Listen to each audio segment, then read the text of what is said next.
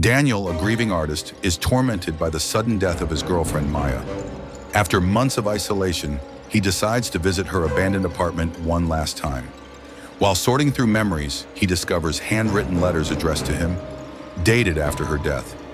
The first few are sweet and romantic, but they soon turn obsessive, accusing, and vengeful. Daniel spirals into guilt and paranoia, unable to tell if he's going mad or if Maya's spirit is truly reaching out. The final letter demands a sacrifice to make things right.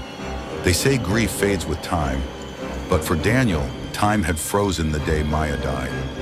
Months later, he returned to her apartment, where her scent still lingered, where silence screamed louder than ever. He found it hidden beneath the floorboards, a letter, sealed, untouched, in her handwriting. But the date, it was written 2 weeks after her funeral. It began with a whisper of love and ended with a promise. I'll always be with you. Every morning a new letter, as if Maya had never left. At first they were tender, filled with memories and longing.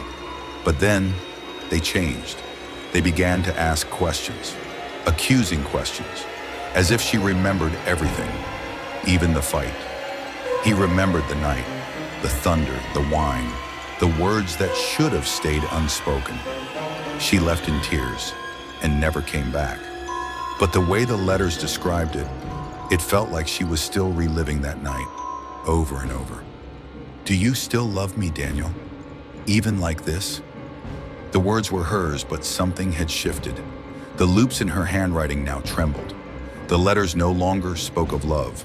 They warned him. It started small. Reflections that didn't belong, whispers in the silence, shadows that followed. The apartment felt full again, but not with peace, with presence. The next letter was different, rushed, wild, ink bleeding through the page. Let me in, she wrote. Let me finish what we started. That night, Daniel found himself standing in the hallway with no memory of walking there. He woke to find the last letter on his pillow. The paper was cold, stained red. Beside it, a knife. Her words burned into his mind. One cut, Daniel. One promise kept. Come back to me. He lit a match with trembling hands. The fire kissed each page, turning her love, her rage, into ash. But as the flames rose, so did her voice, screaming from the inferno, not in pain, but betrayal.